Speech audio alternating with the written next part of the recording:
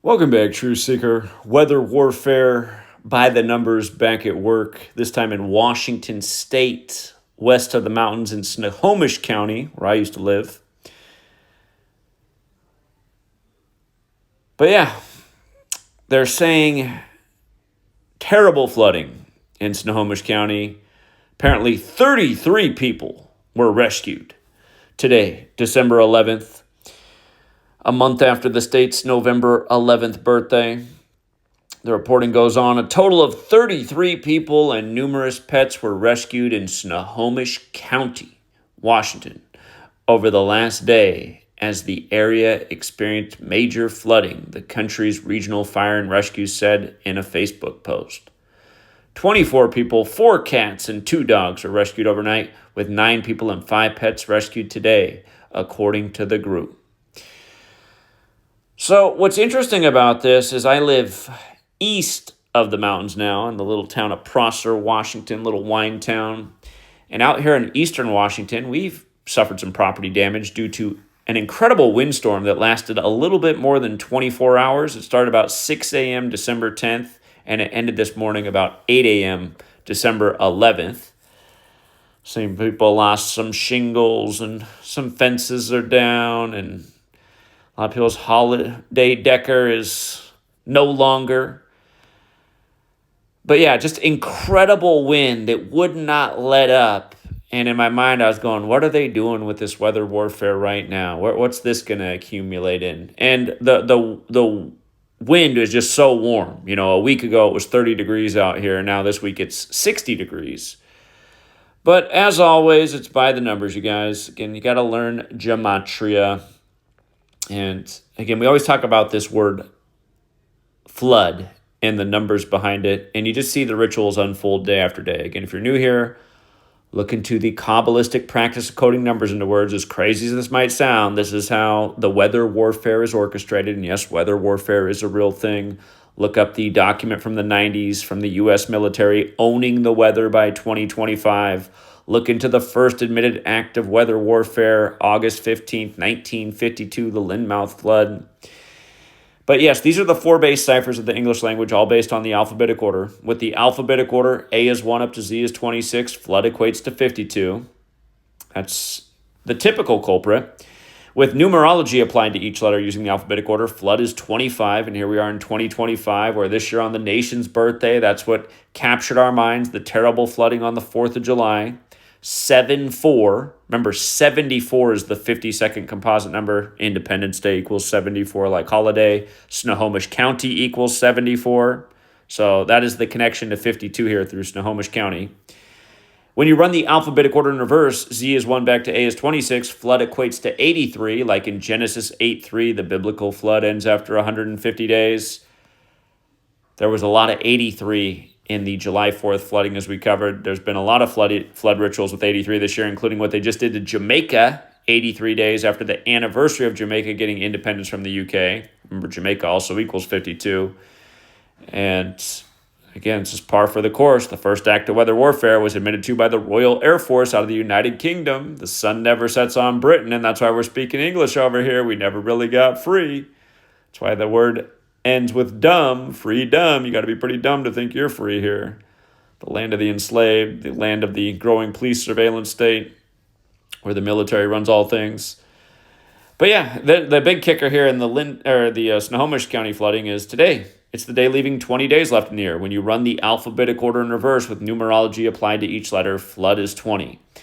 And again, it goes to show how sophisticated this weather warfare is. I mean, we've been like living in a blow dryer out here for 24 straight hours, just heavy, nonstop warm wind, just blowing like crazy, just nonstop for over 24 hours. Thank God the power lines are underground in this town. I used to live in Bothell in Snohomish County, and anytime the wind would blow, the power would go out. But yeah, here we are at the end of 25, just before the holidays, and what brings the cheer like your house being swept away? So thank God they rescued 33 people. It's funny how that same number makes almost every news story and nobody notices. Slick Willie, the Jesuit Gavin Newsom, sending some resources to help out. Remember, the first act of weather warfare was on the Jesuit order's birthday, August 15th, 52. But yeah, says this could impact 100,000 people. It's a lot of people.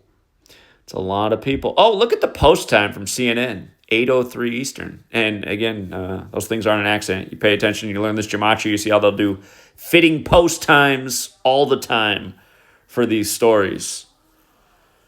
So yeah, on the day leaving 20 days left in the year, major flooding for Washington State. And there's probably even more to it, but I just know that, they brought a lot of warm air in with the crazy warm wind. I'm sure that hit the cold, moist air. And yeah, again, for anyone who doesn't know, look up the document, Owning the Weather, and look into, they changed it recently online. It's funny. That document was originally 52 pages long. Owning the Weather by 2025, again, something that the U.S. military published in the 90s. And for all the people who say, well, why would they ever destroy our property using military technology? Why wouldn't they? Do you think these people really care about you? How about destroy your property, get you off the land, the billionaires that own the nation come in, buy it up for cheap? Bill Gates probably needs another plot there to test out. Who knows what's next? GMO cattle? You just never know. I mean, there's just so many angles to it, but disaster capitalism's a real thing. Take your land, insurance gives you nothing, and then, again, some wealthy person who holds the keys to the levers, they come in and they say, oh, here, well, we'll take it. Pennies on the dollar. What a bargain. Thank God for that flood. And, oh, yeah, here, let's just finish up with the Snohomish County, because this flooding has been pretty bad there since it all got started on the 4th of July by the numbers.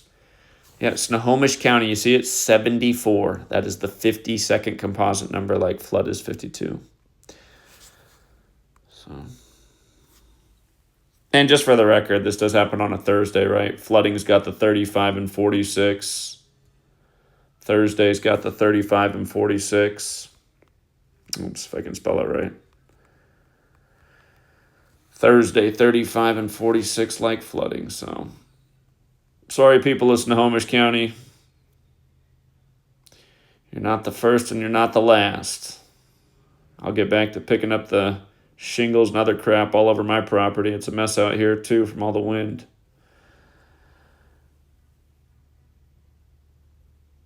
Now, Puyallup, that's